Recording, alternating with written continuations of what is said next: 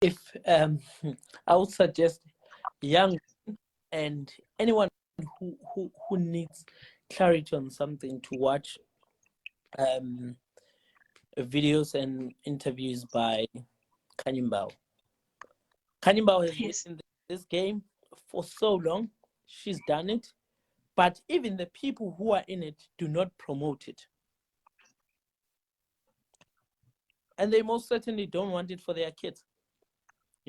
And simply because their parents have seemingly accepted it.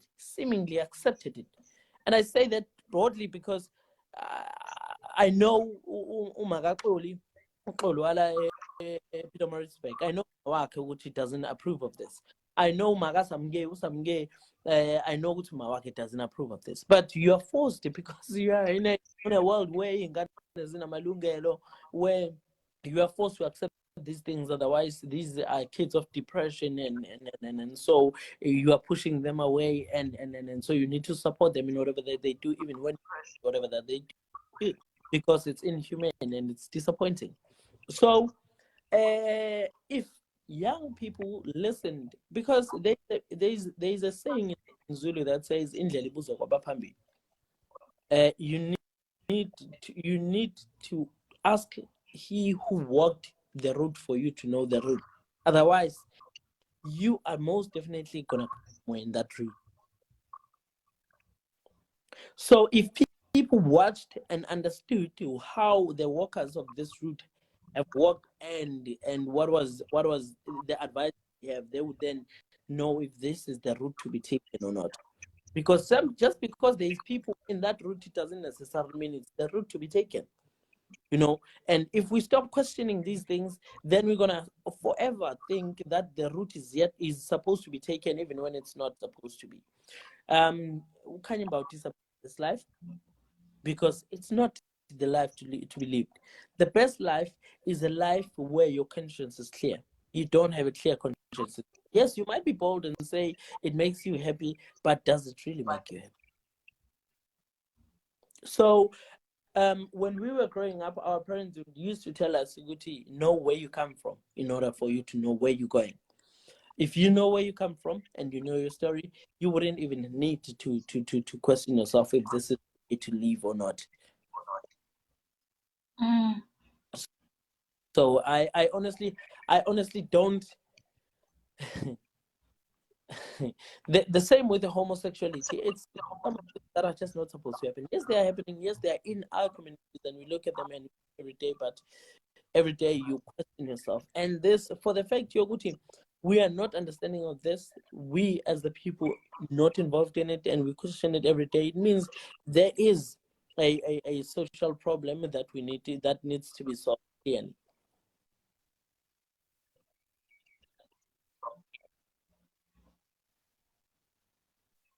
We cannot have a society where on a television for you to trade sex and do sexual activities and pretend like it's fine and discuss it and how it was enjoyment, and then no, it's not.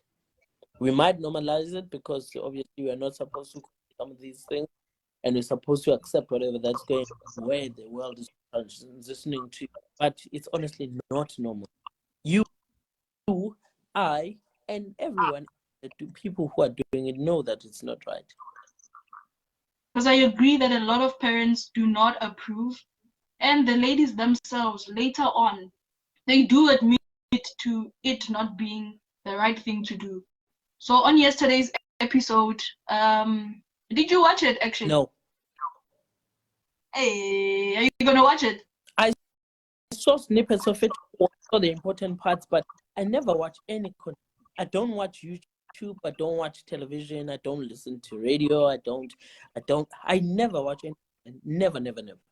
I don't have TikTok. I have Instagram. I don't watch any content.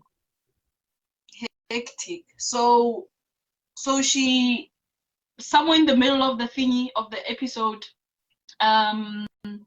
McG asks her how much would she charge to give a BJ, sure. And she says 1.5. They transfer 1.5 to her, and they ask that she service one of the gents. Sure. and they actually do. They put the mic in. I don't know if it was the bathroom, and then the sound is playing on the podcast, so we are able to hear the sound. After the whole thing, maybe 7-10 minutes, I don't know, she comes out. She's even missing one eyelash, so now she's looking a mess. Wiping her thingy lips, and it was a joke, but it was very awkward. McG now asks her, what would you like to say to the young girls? You know, and she it was awkward. What? Very funny, but very awkward as well. And then she says, don't do what I do. Don't do it for money. Do it because you want to. If you want to, do it, but it's not necessary, so don't do it. So you wonder about the psychological struggles of a person that thinks like that. When you're alone, you're validating this thing. When you're in public, you're saying, no, it's wrong.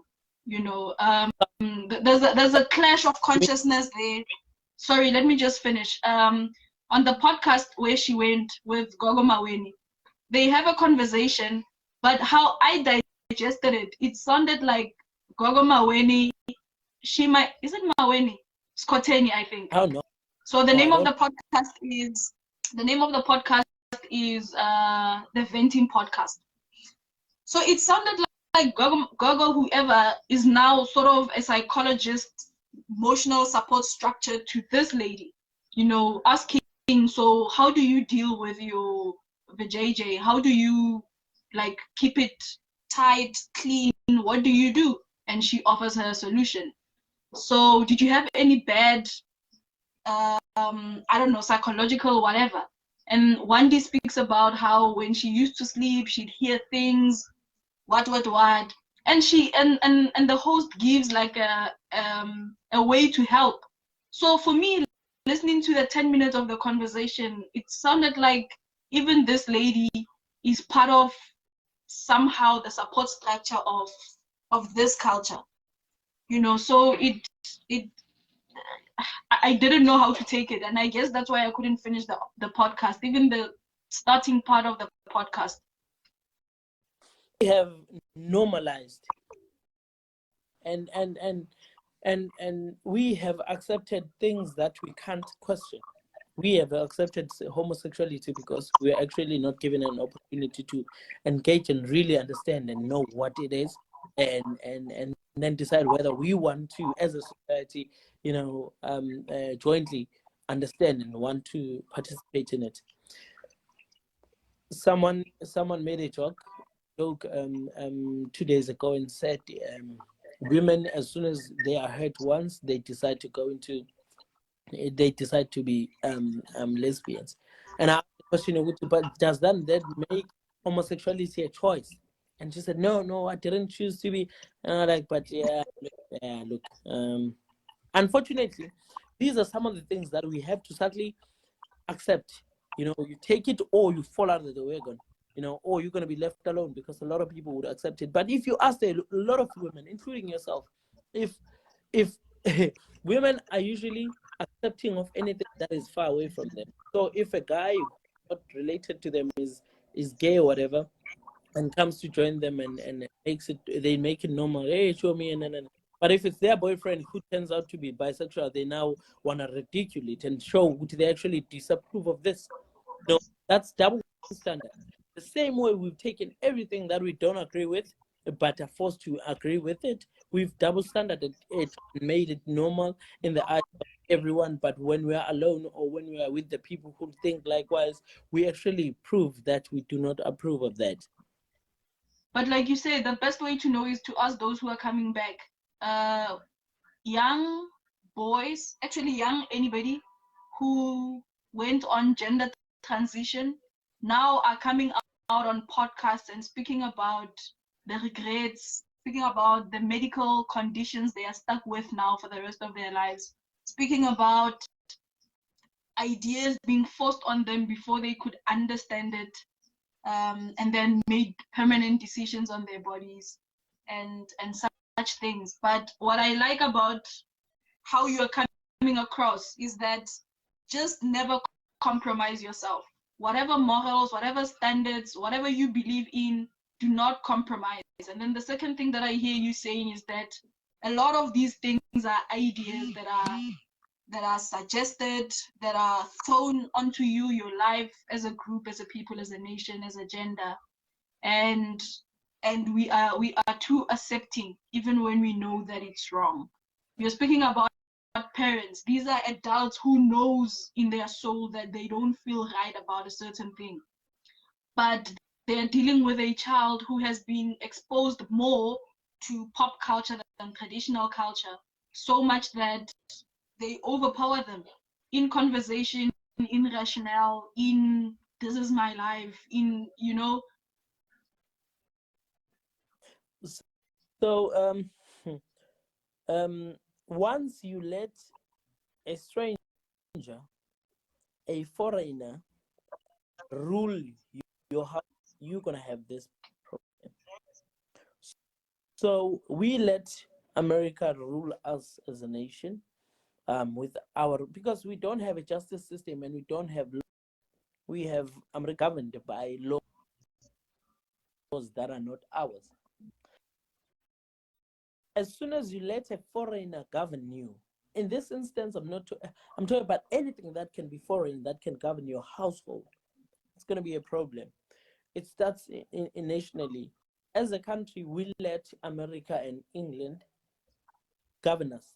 By so doing, we did that by using the American and the English laws. We don't have a justice system and justice laws. We using borrowed law, using English laws. That was meant and created to govern English people in England.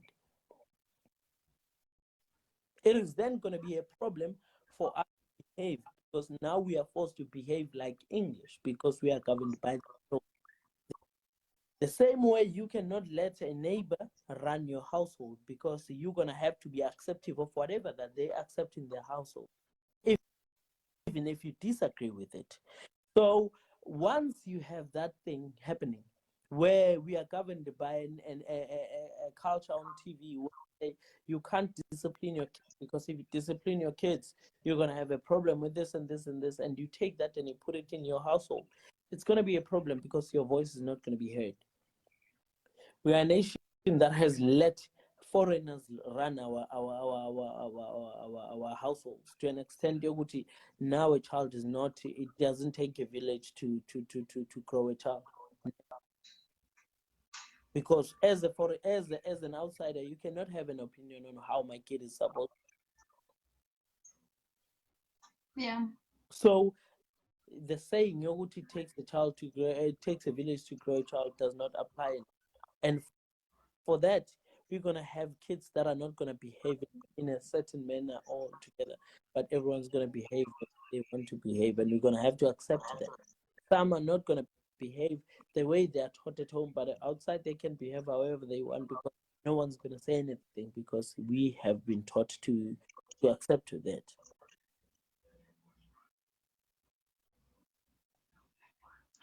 So we have now created a nation that is not pulling in the same direction, but everyone is pulling in their direction of choice, and we have to accept that and wonder why we are not progressing.